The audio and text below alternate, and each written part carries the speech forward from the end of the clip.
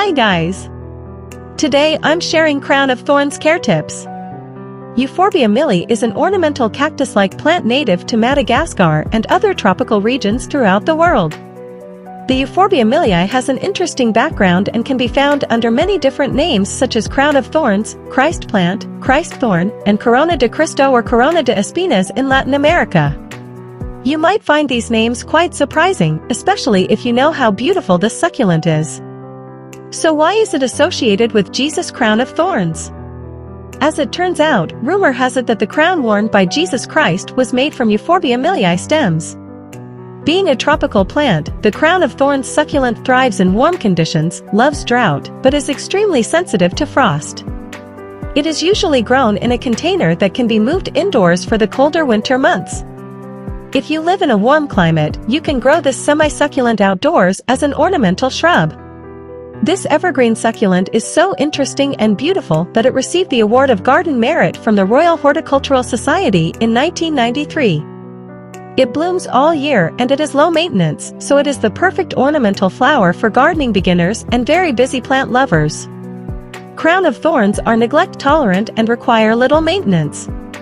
However, when caring for crown of thorns plants, it's essential to wear gloves, as the latex sap from this plant can cause eye and skin irritation. To keep your crown of thorns thriving, see the steps below. 1. Provide enough sun. Crown of thorns should get full sun for 3 to 4 hours every day. Keep your plants in a sunny window where they can receive enough direct sunlight. As with most flowering plants, the better the sun exposure, the more blooms you will get.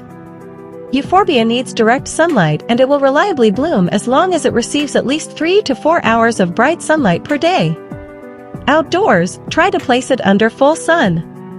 Indoors, place your plant in a west or south-facing spot during winter.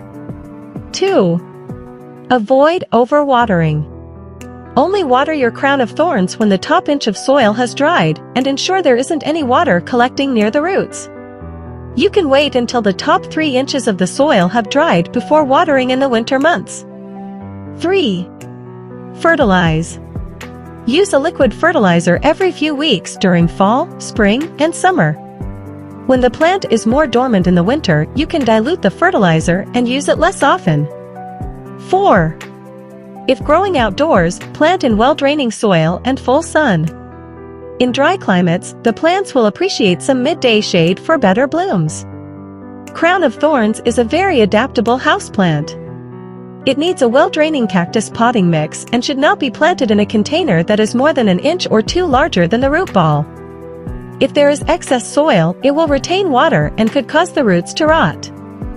5. At least half a day of sunlight is a major requirement for crown of thorns. Temperature-wise, a comfortable 65 to 75 degrees Fahrenheit is good. Don't worry if you lower the thermostat at night, crown of thorns can handle temperatures down to 50 degrees Fahrenheit. 6. Crown of thorns may become leggy if you do not prune it to encourage leafy or branching growth. You will also want to prune crown of thorns to keep a compact shape if it's a houseplant. Avoid lopping off healthy buds.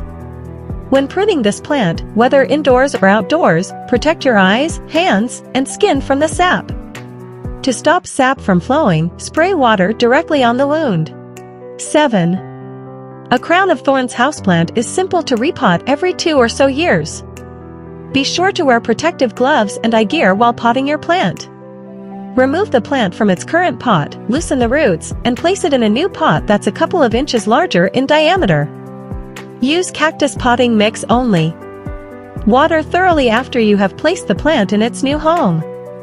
8. Most pests steer clear of the plant, however, common houseplant pests such as scale, mealybug, and thrips may be a problem. Watch for fungal diseases such as botrytis, leaf spotting disease, as well as root rot, even if the plant is indoors. Allowing the soil to dry before watering again will help avoid these problems. Now I want to talk about common problems with crown of thorns. Although this is a tough plant and easy to grow, you may encounter a couple of problems with crown of thorns that can usually be remedied. Yellowing leaves. Crown of thorns leaves should be bright green. If the leaves are yellowing and beginning to shrivel, it could mean the plant is underwatered. It could also mean the plant is not doing well because of sudden temperature changes, which is especially common with houseplants. Poor soil quality or the wrong type of mix could also be turning leaves yellow. Dropping leaves. Some cyclical leaf drop is normal, especially before winter when the plant rests.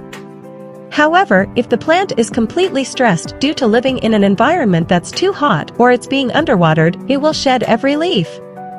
When the source of the stress is eliminated, the leaves will begin to grow back. Lack of blooms. If your indoor crown of thorns is not blooming, it may be getting too much light at night. They need total nighttime darkness for best flowering conditions. Poor flowering may also be the result of over-fertilizing. Too much fertilizer will produce more foliage than flowers. Browning stems or leaves. Immediately cut off and dispose of any brown parts of your crown of thorns.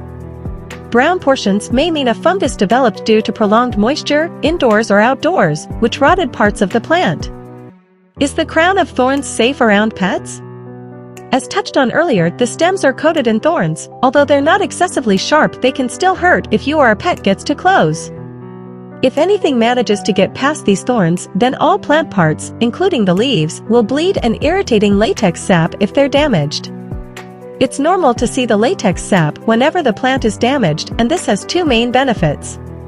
The taste is very bitter and the skin irritation it causes will repel animals that try to eat it, whereas the toxicity and stickiness deter insects. As the sap dries, it'll form a healing scab over the wound, which helps prevent infection. In this plant care video, we've looked at how you can take care of your crown of thorns. Thank you for watching this video. I hope it helps you to keep your plants healthy and beautiful.